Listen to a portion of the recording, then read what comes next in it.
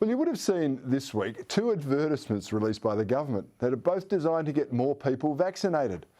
Now, one of those caught the eye of many commentators for its scare tactics. It showed a woman under 40 years of age being treated in hospital while panicked about her fight with COVID-19 and struggling to breathe. Well, today, ad experts have criticised the campaign, saying it was weak and lazy. It was another effort in a scare tactic that would struggle to make any impact on the audience. Joining me for Newswatch is media writer for the Australian newspaper, Sophie Elsworth. Sophie, I thought fear campaigns actually work. They did for the Grim Reaper, but apparently not when it's a Liberal government putting forward a COVID ad. Well, Corey, I spoke to a few advertising experts about this advertisement, and they were highly critical of it and said it's not going to do what it's meant to do, and that is keep Sydney-siders in their homes and rushing to get the vaccine. They were highly critical of it. They said scare tactics don't work. But look, Corey, I've got issues with this ad because how many young people are in hospital? It's often older people, and 97%, I checked before I came on the program, of Australians who have had COVID have recovered. So I think it's misleading that the woman that they've got in this ad portraying it like if you get COVID, you are going to end up in ICU on a ventilator and struggling to breathe, like we've seen in that ad. Sophie, you have belled the cat there. The credibility issue attached to this doesn't stack up, because everyone out there knows that most people who get COVID are going to recover. It's scarce, even the experts will say it scarcely or rarely seriously affects anyone under the age of 50, particularly as you get younger, it's even less so. And wouldn't it be better to say, hey, if you catch COVID, you could pass it on to maybe one of your elderly relatives or someone you cherish and care about, and they could suffer from these sorts of effects. Wouldn't that be more effective?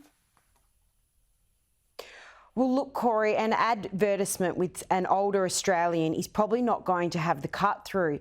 Now, so far in Australia, we've had 2 deaths this year to COVID, someone in their 70s and someone in their 90s. Now, while that is very traumatic and devastating for those families involved, this woman that's in this ad obviously is an actress, and it's not portraying the real story here, that a lot of people that do get COVID and end up incredibly unwell are the older population. So I think it's not an accurate representation of what is going on with COVID, and it's scaring people. This is more of what we've seen throughout this whole pandemic, is just trying to scare the wits out of people.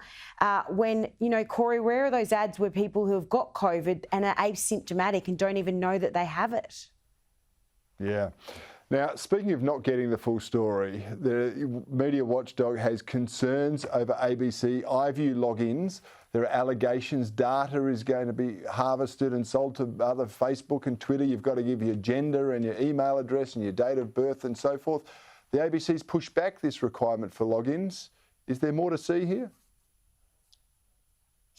So, Corey, I've been doing a few stories on this. So ABC were introducing mandatory logins from July. Now, just a couple of weeks ago, they decided they had to delay these mandatory logins, where you have to give over your year of birth, your gender, which is optional, and an email address. Now, there's concerns of where this information, which will show your iview habits of what you're actually logging in and watching, will be shared with the online media outlets such as Google and Facebook. Now, there's concerns from the Privacy Commissioner about what information will be shared, hence the delay till the end of the year for Australians logging into the ABC to punch in their personal information. But, Corey, the issue I have here is this is a publicly funded service, the ABC, and why are they wanting our private information? I mean, everyone wants our information now,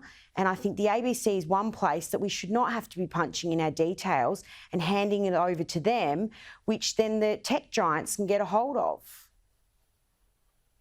Again, Sophie, you have hit the nail on the head straight away. The ABC is a public broadcaster. Why should we have to log in and register to access ABC content over the internet? It is quite extraordinary, And it is absolutely a concern, I think, for all those who worry about the misuse of our data and our information, even by their ABC. Sophie Elsworth, thank you so much for your time tonight. I really appreciate it. Thank you, Corey.